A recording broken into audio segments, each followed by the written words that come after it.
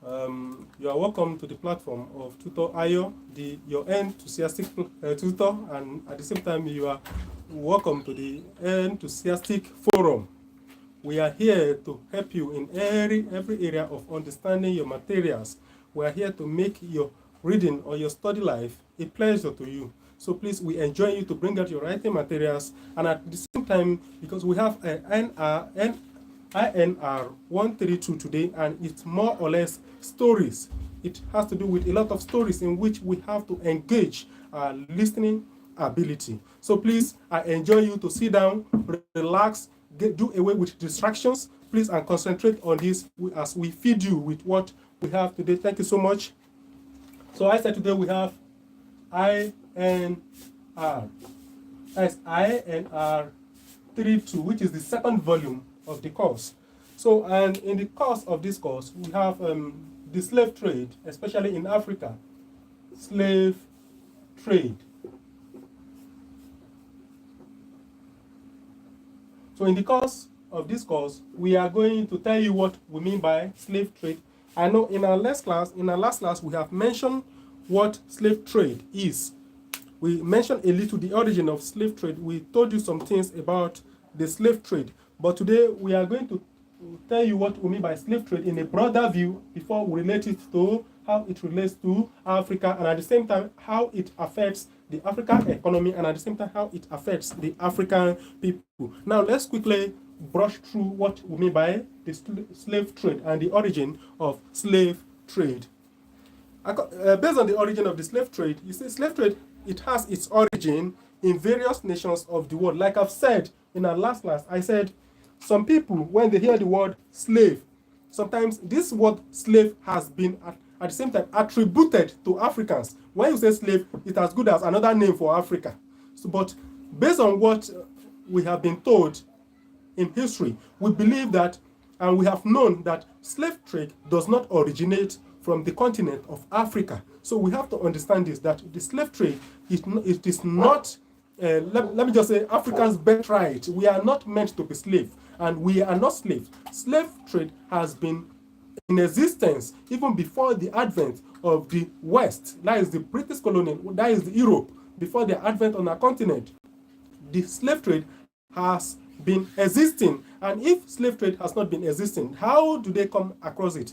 How did they get to indulge in it? How did they get to benefit from it? How did they know that it is very sweet and it is very profitable for them to perpetrate? So how will they just come up with slavery? So it means this type of slavery has been existing, and we have our fathers, some of the fathers, like we have Aristotle, who defines citizenship, that some people have the rights to be a citizen and some people are just born slaves, which simply means that slavery has been in existence. They have the opinion, they have the knowledge of slavery even before their advent in our continent. So let's take a look at the origin of slave trade.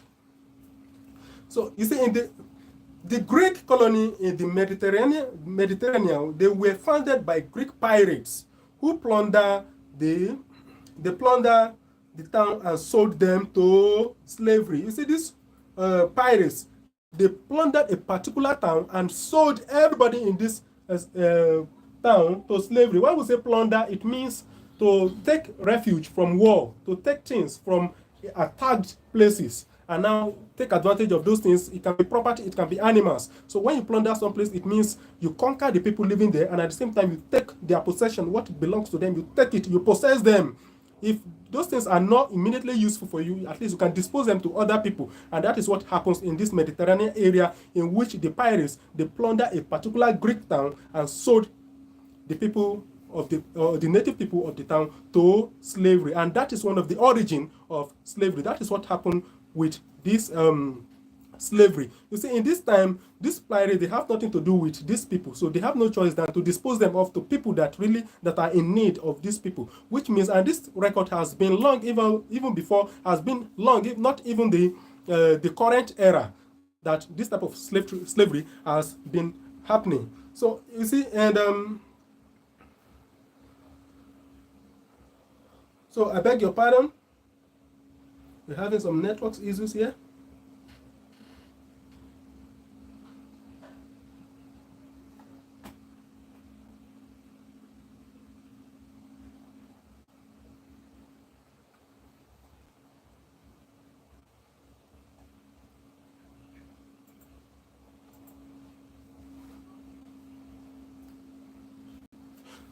Okay, I think we have rectified the network issue. If you are here, please make sure you press the like button. Is very essential, and it signifies your presence, that you are very much interested in what we are saying, and at the same time you like it. Thank you so much. So, like I've said, in early times, 90% of the population of Greece was slave, according to, let's look at this. In early time, 90% of the Greece population, they were slaves. 90% is equal to slave. Even before the advent of the Europeans on African continent, we were told that in the early times of the Greece people, we understand that the 90% of their population, they were slaves. So, which simply means Africa are not slaves, and slave never originate from Africa. Let's take a look at what Aristotle has to say about slavery. You see, Aristotle says that certain people are naturally free, others are naturally slave. That is the belief of the Aristotle. So without further wasting our time on this particular topic, let's take a look at the transatlantic slave trade. I think now we have looked at slavery in a broader view, the origin of slave trade, and we have very clear now that the origin of slavery or of slave is not in Africa.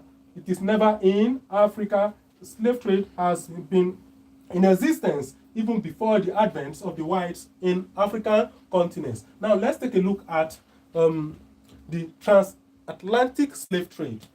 The transatlantic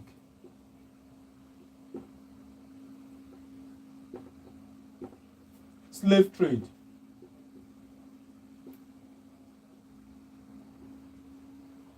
Please, when I use the word transatlantic, what I mean by transatlantic is across the Atlantic Ocean. This has to do with countries that lives beyond the Atlantic Ocean.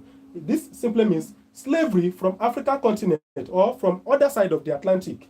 And that is what we mean by transatlantic, from other side of the Atlantic. Atlantic in the middle, so slavery moving from one side of the Atlantic to the other side of the Atlantic is what we mean by the Atlantic Ocean. And which countries are in the other side of the Atlantic? We have the Britain, we have the British colony, we have the British countries, Europe's countries, like we have Britain. They are in the other side of the Atlantic Ocean. For instance, we have the Atlantic Ocean like this. We have Britain here. We have Britain, and at the same time we have the African continent here.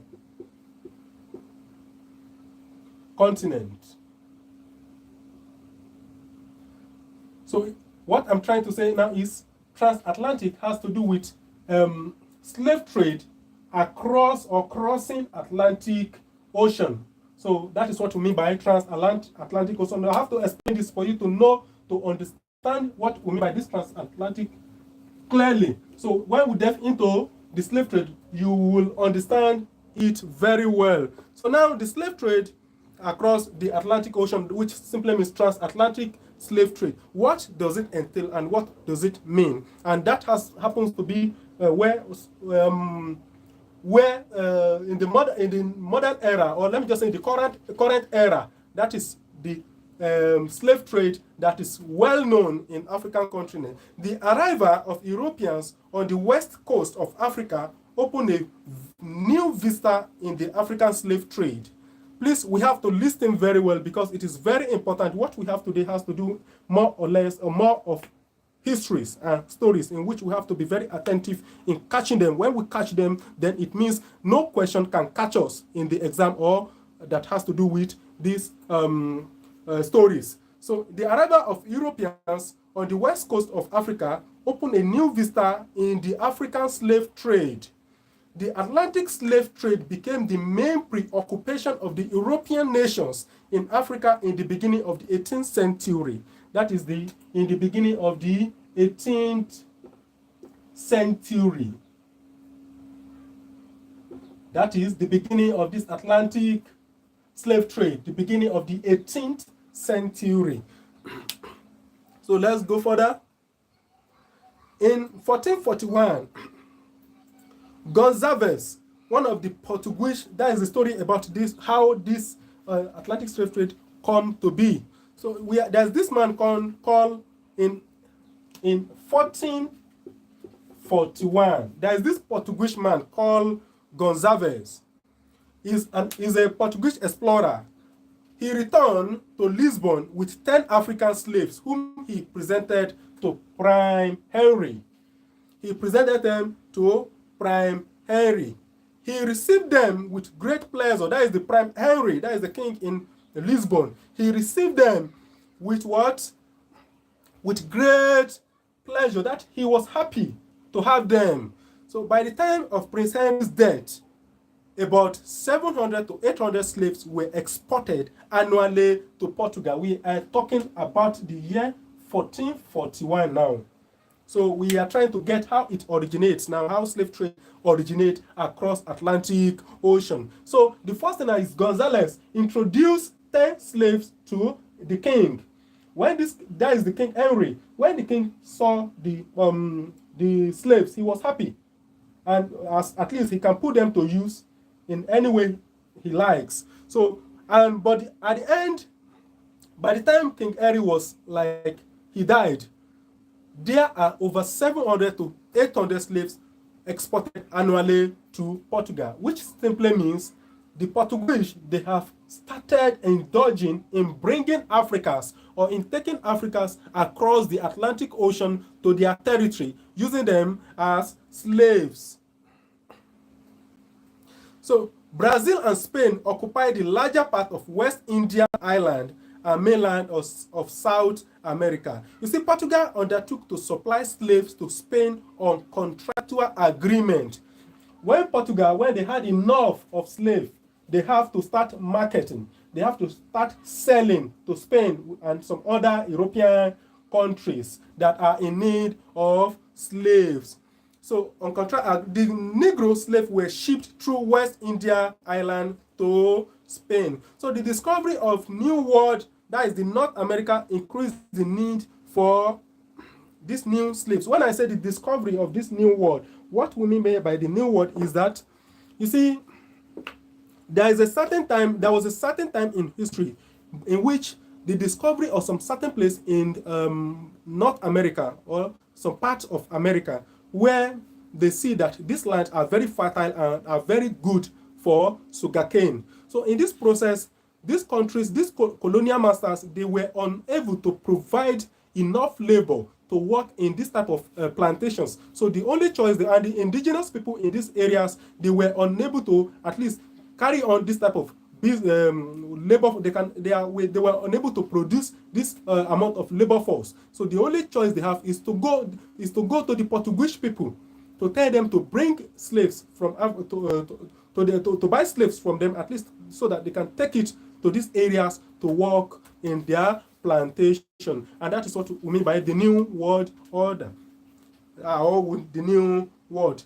So the Dutch founded a company for West African slave trade and set up for fort in Gold Coast, Ghana, in order to challenge the position of other rivals. So in this case, we observe and we see that competition starts to arrive between these European countries. We have the Dutch start like trying to monopolize the market. That, when we say the Dutch, we are talking about the Netherlands trying to monopolize the market. The Portuguese, the French, and the Dutch Danes, that is Germans, Swedes, Spaniards, and the British, were all involved in the trade. All these countries were all involved in this slave trade. And these countries I mentioned just now, they are all European countries. They are the Westerners. So now, now that we have understand this transatlantic slave trade, the factors that trigger it. Now let's take a look at the reasons for slave trade. Let's take a look. So when we look at the reason for slave trade, I think it will give us a better understanding of the transatlantic slave trade. Let's take a look at the reason for slave trade. What are the reasons for slave trade? Reasons. I beg your pardon. I don't want to write it as a question. Reasons. For what? For slave. Reasons for, let's say, slavery or slave trade. reasons for slave trade. And when we say reason for slave trade, what are the factors? What are the things that triggers slave trade? What are those things that will bring the European countries, the countries from the West, to the African continent to come and hunt, not for timber, to come and hunt, not for mineral resources, but to come and hunt for the native citizen or the indigenes of Africa? What are those factors that can bring this? What are those factors that can necessitate this? What are those factors that can bring competition between the Portuguese and the Britons, between the Portuguese and the Netherlands? What are those factors that can necessitate this? Let's take a look at this based on the way the history has it. Let's take a look at it. You see, the Dutch occupation of South Africa in the middle of the 17th century necessitated the importation of slave trade from West Africa. This thing originated in South Africa. It happens even within the African continent. Let's take a look at this again. The Dutch occupation. When I say Dutch, I told you Dutch, what I'm referring to is the Netherlands.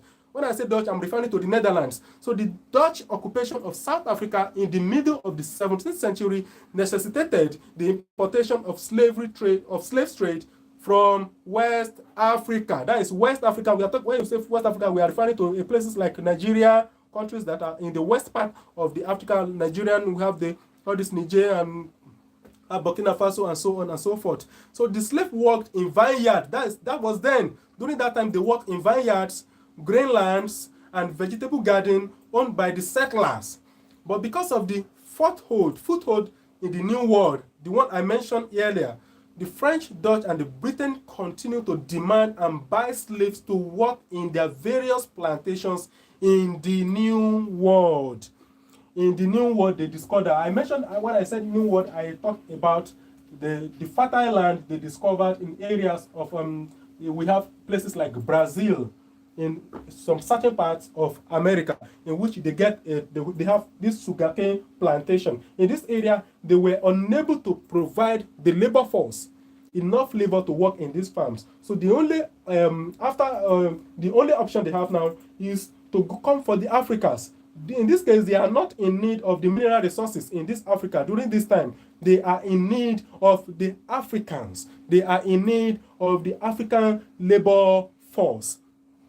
So, to work in the labor force. So, the Caribbean island newly acquired by Britain with a fertile land for sugarcane plantation explored North and South America between 1492 and 1504. She began to establish plantations in this area because these lands were very good for sugarcane. So they have no choice than to start planting sugarcane in these areas, to have a plantation. When I say plantation, I'm talking of a very large farm, a commercial farm, very large farm of sugarcane in this area. So, and she again exploited minerals resources in this zone. A problem of labor arose. The indigenous people of this area were not strong enough to be engaged in this type of task. We have the Spaniards, who were already used to agility and strength, looked for slaves in Africa to work on these plantations. So what really necessitated this slave trade, this transatlantic slave trade, was because of the new fertile land discovered by the Spaniards and at the same time by the Britons that they discovered in the southern part of America. So they have not enough labor force to work in these farms. So the only option, and the indigenous people there, they were unable to work on these plantations. They have not enough energy to work on these plantations. So this necessitated the rise in the demand for slaves, the rise in the demand for labor force to work in these plantations. Now let's take a look at the effect of this slave trade. The effect of the slave trade. Let's take a look at the effects, please. The effect of slavery. Let's take a look at the effects of slave trade. But when we are taking a look at the effect of slave trade, we are using two lenses or two lenses in viewing this effect. Let's look at the effects of the Africans, and let's look at the effects on the Western countries that are the perpetrators of this slave trade. I said one, we are looking at the effect on the African continent where these slaves were extracted from. And I beg your pardon, and let's see the effects on the European countries where these slave trades are being taken away to use as a workforce. Now, in number one effect it has on the population of Africa is that slave trade reduced the labor force in Africa. Slave trade reduces the labor force of the African. It is a known fact that most of the slaves, or almost all the slaves taken away from the African continent, are the workforce of Africa. They are in between the age of 15 to, let's say, 45. They are the people that are very agile and at the same time working in the continent of Africa. They are the workforce of Africa. So taking these people away from the African continent simply means the number of productive youths, the number of people that can work in Africa are reduced or are limited. So it means they are draining the workforce of Africa and taking it to some certain parts of America or to the European continents. So these are one of the impacts. These are one of the impacts or the effects on Africa. The effects on the African continents. So again, let's take a look at some certain facts that has to prove this. Some facts that has to prove that this slave trade really affects America. Do you believe that in the year 1701,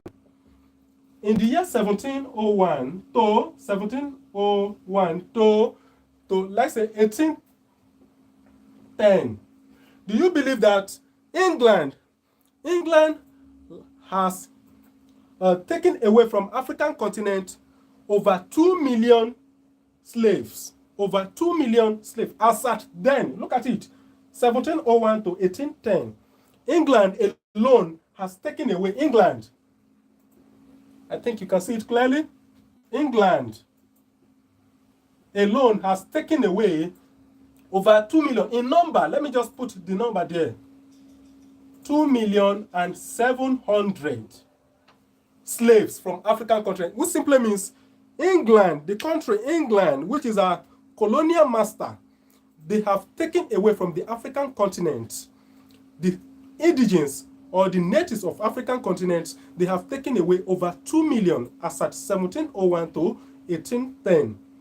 They have taken away only England. I'm not talking about Portugal or other European countries. I'm talking about England alone. So now come to think of the impact this will have of the African continent. What is the population of Africa during this time that somebody alone would take over 2 million away from the African continent? You know the impact this will have on the African continent. You do know that during this slave trade, a lot of wives were husbandless.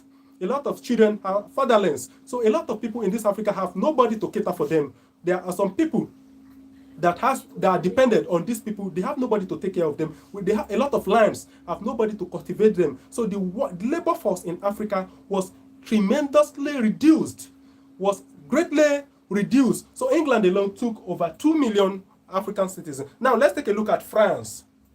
France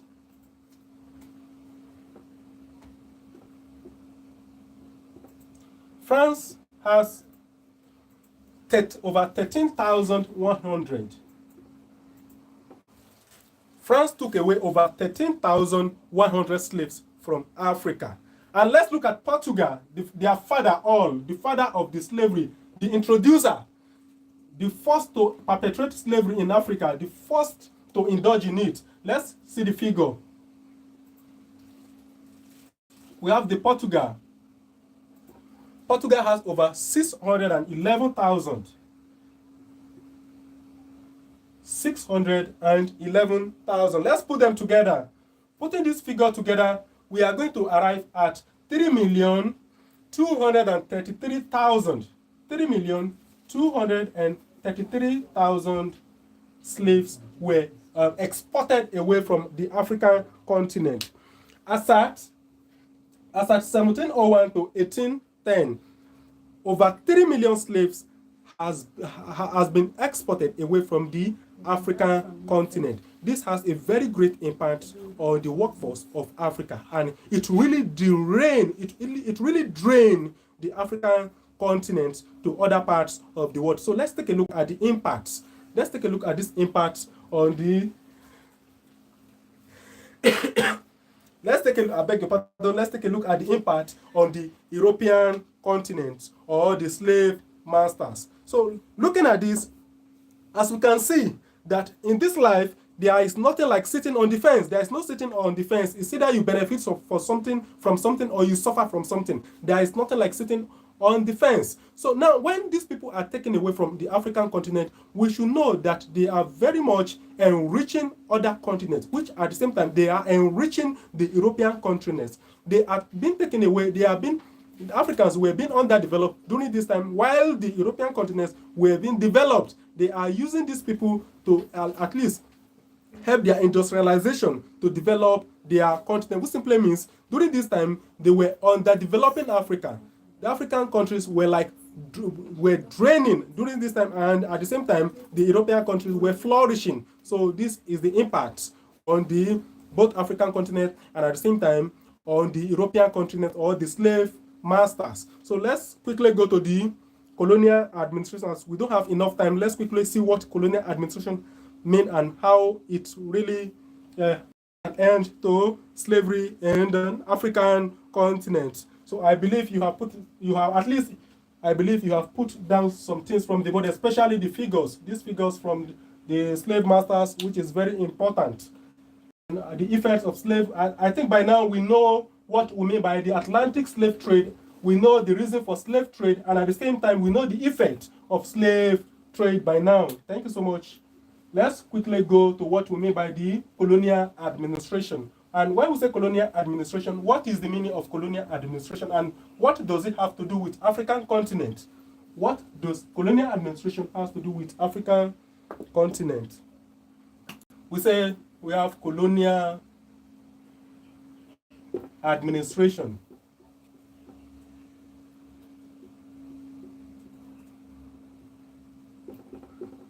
Colonial administration. So we have to listen attentively, please. These things are more or less history, which has to be perfect when we are talking about them, so we won't add to them or we'll remove from them. So let's listen attentively, please. You see, the colonial system emerged in the colonies because a number of people in Western Europe holding certain ideas in matters of religious, social policy, politics, economics, came into contact with African people that had different ideas about their social, economic, and political lives. In the 19th century, Western Europe had begun the Industrial Revolution. In Britain and America, people were thinking more of industrial advancement rather than the slave trade. At this time, the early 19th century, people, or 18th century, people, let's say 19th century, people in Europe, they were thinking about industrial development, industrial advancement during this period of time. They were not thinking about like from hand to mouth. They were thinking on building their industries, developing their industry, developing techniques during these times. So you see, development of science took precedence over art and humanities. Unlike African extended family system, Western Europe was individualistic and competitive. They were very competitive and they have no much regards to family, like we have extended family, my father, my sister, you know, all those stories. They were not affected by it and they were not so much concerned by this kind of story. So you see, Western Europe was individualistic and at the same time competitive. The struggle for means became more evident at this period. Because of the competitive nature of the Western Europe, they have learned a lot of means to survive. They have devised a lot of ways to survive. In the African continent, because of our extended family, if one person in the family has a problem, you see, it is very easier for other families to like lift such person up. If you are hungry, you can easily go to a lot of people in your or your family members to help you up. But you see, in Europe, there's nothing like this. We don't have this type of thing in Europe. Their way of life is very much competitive. It's very much what? Competitive. So let's quickly continue in our history. You see, the Christian churches also contributed to the colonial system. At the beginning of colonial period, Christians were at the forefront in the fight against slave trade and slavery. You see, this group of Christians persuaded their various governments to abolish slave trade because it was evil. You see, during this time, one of the things that necessitated the colonial administration is because, you see, through the period of slave trade, these colonial masters, like a country like Britain, Portugal, France, they have been familiar to African continent. They have been exposed to African continent. And how do we stop this type of slave trade? It means the Christian religion, the Christian society, they have to preach about it, how evil it is in the sight of God and in the sight of humanity. So in order to put an end to this, how then can we remove the whites? How then can we remove the Europeans from African continent that are exposed to African continent and they are used to our resources? They know things that God has endowed, how God has endowed the African continent. Quite all right, this time they have been stopped or they had been advised to stop slavery. But what of the resources?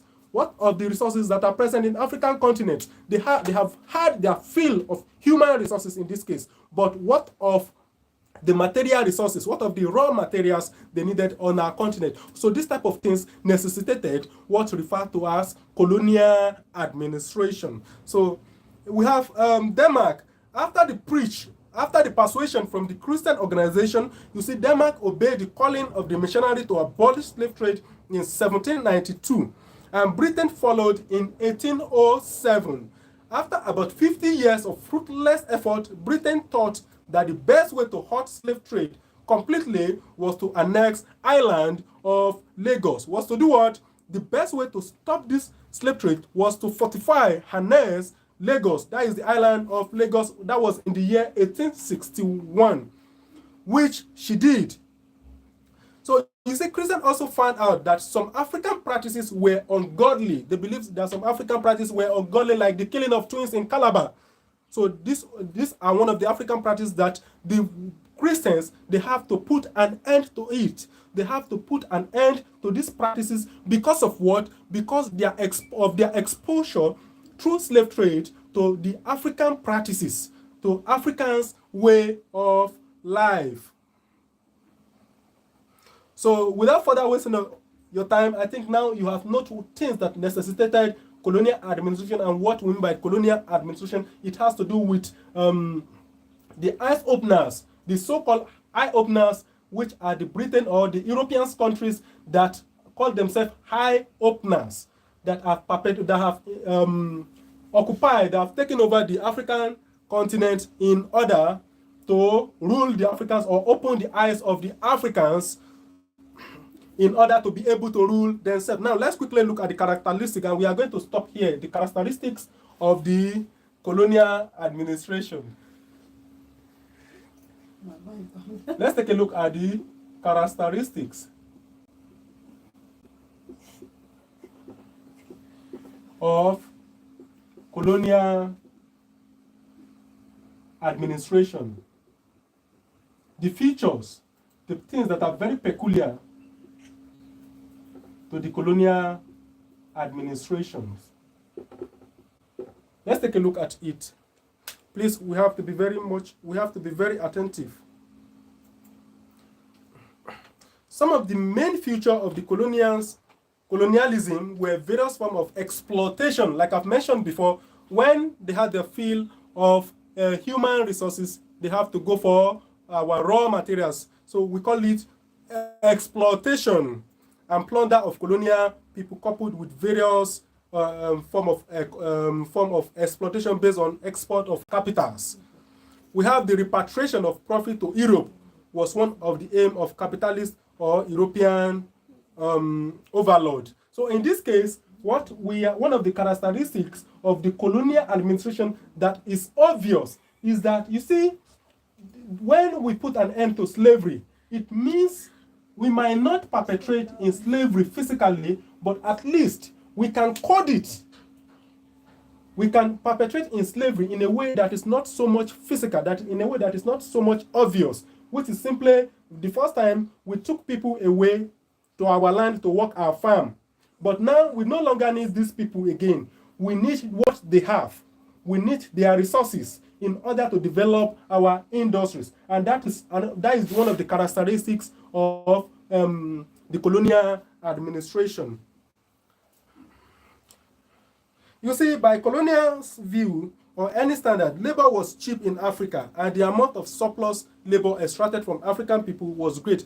Based on what the Europeans says, they said labor was very cheap in Africa, but the question is, the amount of wages paid to the African workers was very, very small. The amount of wages, the amount of remuneration paid to the African workers was very small. These wages were fixed by the employer, sometimes as a ridiculous rate, only enough to take the worker from home to the place, to his workplace, and to keep the worker physically alive to perform other functions. You see, secondly, the colonial masters combined exploitation of the African people with their subjugation, national and racial yoke. It was during this colonial era, or it was during this colonial administration that the word white people emerged. It was during this time that these European countries coined the word white people. It was during this time that they coined the word black people.